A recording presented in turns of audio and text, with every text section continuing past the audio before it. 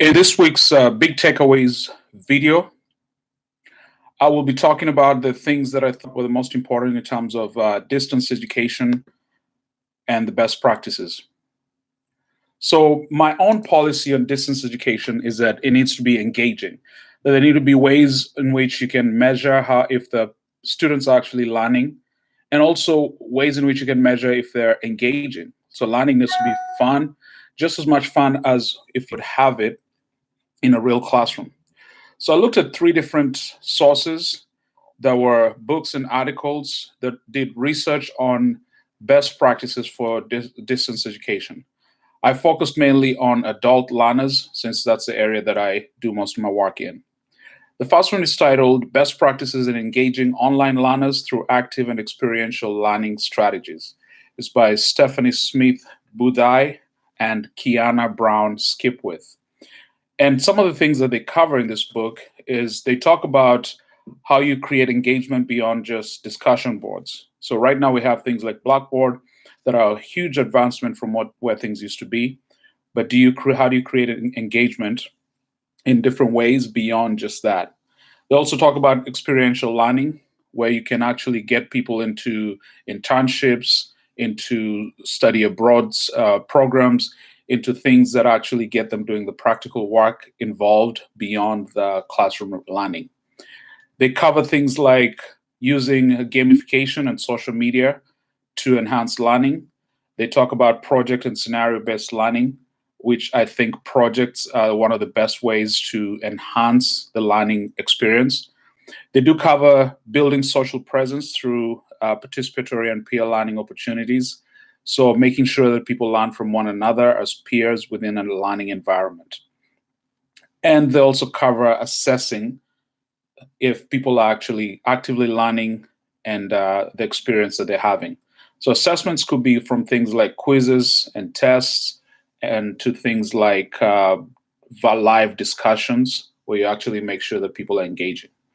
The next source I looked at was titled High Impact Practices Online Research and Best Practices by Catherine E. Linder and Chrysanthemum M. Hayes.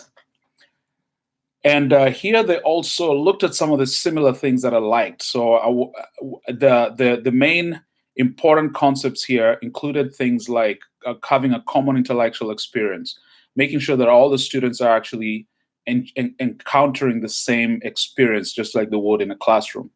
And also creating learning communities, like forming groups where people can actually engage in learning outside of the structured classroom.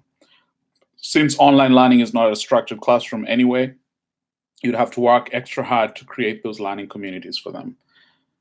Writing intensive classes tend to be very effective in terms of getting people to share their ideas and to really hear what the learner is getting out of the class. They do talk about collaborative assignments and projects as well in this one. So you'll find a common thread in all three sources that I had as far as projects are concerned. This book does cover e-portfolios where people can collect all the information and all the things that they've been doing over a period of time and put it together in an e-portfolio for the instructor to review. And then one of the things they mention here, they talk about high impact processes and library and online resources. For an online learner, it's very important for them to also have online resources that they can lean on. Most online learners pick that method because they have busy lives and they want to find the most convenient ways to access information and to be able to get their work done. So online resources are a very valuable tool. The third source I looked at was titled Best Practices for Online Educational Programs by Elliot King and Neil Alperstein. And here they looked at the planning process. So it took on a different angle on this. How do you actually plan strategically for online education? And they looked at several different areas of planning. They reviewed modern strategic planning and management in higher education overall. And then they went into looking at the practice and practical problems of strategic planning in higher education, things like budgets and things like timelines and all of the other different factors that you can encounter.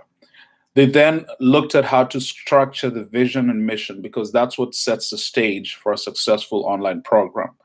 and talked through the components of a good mission and a good vision statement for your online program. Because if you don't have that set up right, then it'll be very difficult to move forward effectively. They covered then scanning the external environment. How do you look at the things, external factors that may influence or affect the online program, and how they would affect it, and how do you anticipate those effects? They then talked about techniques for planning strategically. How do you use different techniques to make sure that your strategic planning is effective? And then the last chapter, they cover how to actually pull the whole thing off. So they give certain pointers to the best practices, which are included in the other two modules that I discussed, the other two books that I discussed.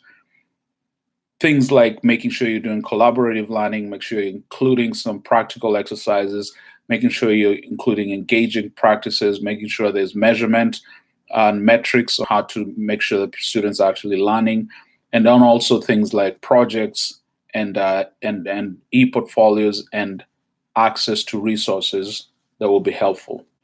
So these resources that I picked, I think, lined up with my own theories on e-learning, because I believe in having a hybrid or a combination of several different tools and different methodologies to help make the learner most effective.